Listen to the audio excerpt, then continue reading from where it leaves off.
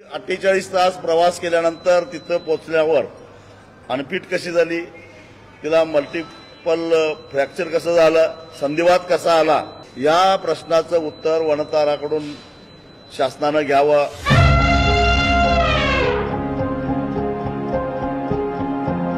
आजच्या या बैठकीमध्ये पेटा या तथाकथित प्राणीमित्र संघटनेनं कशा पद्धतीनं बनाव करून या हत्ती, हे सर्वच हत्ती हे वनताराकडे जावे त्यासाठी प्रयत्न केलं, त्या आम्ही कागदोपत्रांनिशी या बैठकीमध्ये दाखवून दिलं। जर माधुरी हत्ती ही फिजिकली फिट आहे असे वेगवेगळे 8 रिपोर्ट असताना मग ती नेमकी 48 तास प्रवास केल्यानंतर तिथं पोहोचल्यावर अनफिट कशी झाली, तिला मल्टिपल फ्रॅक्चर कसं झालं, संधिवात कसा आला, या प्रश्नाचं उत्तर वनताराकडून शासनानं घ्यावं अशी मागणी केली।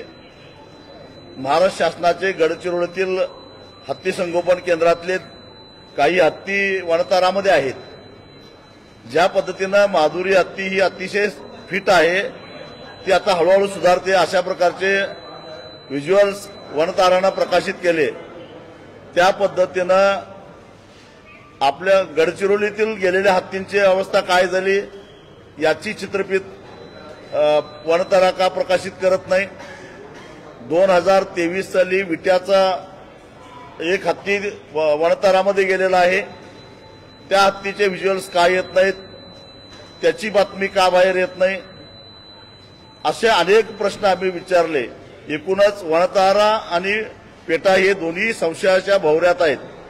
खुद्द उपमुख्यमंत्री अजितदादा पवार यांनी सुद्धा सांगितलं की माझी माहिती अशी आहे की 3 ते 4 हत्ती वनतारामध्ये गेलेले आहेत, पण ते आज हयात नाहीत। मग याचं कधीतरी याची माहिती घ्यावी लागेल। एकूणच काहीतरी खोटानाटा बनाव करून व्यवस्थेला विटीस धरून प्रशासनाला वाकवून न्याय व्यवस्थेची दिशाभूल करून अशा प्रकारचे महाराष्ट्रातले हे जे हत्ती नेले जात आहेत, केवळ महाराष्ट्रातले नाही सीमा भागातल्याही हत्तींच्या मागे ते लागलेले आहेत। यामुळे आमच्या धार्मिक परंपरा, आमच्या सांस्कृतिक परंपरा सगळ्या मोडीत काढायचा उद्योग चालू आहे। त्यामुळे शासन काय करणार आहे हा प्रश्न आम्ही विचारला। त्यावेळी मुख्यमंत्र्यांनी सांगितलं की या माधुरी हत्तीच्या निमित्तानं पुन्हा एकदा सुप्रीम कोर्टामध्ये रिव्ह्यू पिटिशन मठाच्या माध्यमातून करण्यात यावं आणि महाराष्ट्र सरकार त्याला इंटरव्हेन्शन त्याच्यामध्ये पार्टीवेल इंटरव्हेन्शन पिटिशन दाखल करेल आणि ही सर्वसामान्य जनतेची जी काही जनभावना आहे ती महाराष्ट्र शासनाच्या माध्यमातून सुद्धा आम्ही मांडू आणि कदाचित हे जे पाळीव हत्ती आहेत, कॅप्टिव्ह हत्ती आहेत, त्यांच्यासाठी उपचाराची, त्यांना संवर्धनाची जबाबदारी राज्य सरकार घेईल। परंतु न्यायप्रविष्ट बाब आहे, आता न्यायालयाकडे पुन्हा मागून राज्य सरकार आणि मठ या निमित्तानं लढून आधीच्या हत्तीचं काय झालं याची चौकशी आपण कोर्टामध्ये करू, अशा पद्धतीनं मुख्यमंत्र्यांनी सांगितलेलं आहे।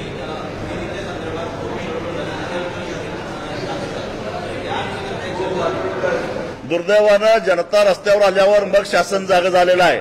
शासन आधी जागं व्हायला पाहिजे होतं, कारण राज्य शासनाचे हत्ती संगोपन केंद्रातले सुदृढ हत्ती आजारी आहेत असा बनाव करून नेलेले आहेत आणि माझी अशी माहिती आहे की त्या हत्तींची तब्येत सुद्धा आता फारशी चांगली नाही आहे। एवढंच नव्हे, त्रिपुरातून आसाममधून सुद्धा मोठ्या प्रमाणामध्ये हत्ती आलेले आहेत आणि तिथल्या प्राणीमित्रांनी, रोहित चौधरी नावाच्या एका प्राणीमित्रानं HPCL सुद्धा काही प्रश्न केलेले आहेत की तुम्ही अशा प्रकारचे तुम्ही हत्ती नेले, त्याचं काय झालं। जवळ 3000 किलोमीटरचा प्रवास करून हे हत्ती अगदी नॉर्थ ईस्ट म्हणजे हिमालयाच्या कुशीतून जामनगर सारख्या वाळवंटी प्रदेशामध्ये कसं काय नेऊ शकता आणि त्यावेळी HPC त्याला कशी काय परवानगी देते, असे प्रश्न उपस्थित केले आहेत। पण त्या चौधरींच्या प्रश्नाला सुद्धा HPCनं कधीही उत्तर दिलं नाही। HPC हीच मुळात बोगस कमिटी आहे निवृत्त न्यायाधीशाच्या अध्यक्षतेखालची आणि हे सगळे उद्योग करतायत असं आमचं स्पष्ट मत आहे। या निमित्तानं ही सगळी चर्चा झाली पाहिजे। एक तर 5 महिन्याची गरोदर असणारी हत्तींसुद्धा 3000 किलोमीटर प्रवास करून आणण्यात आलेला आहे।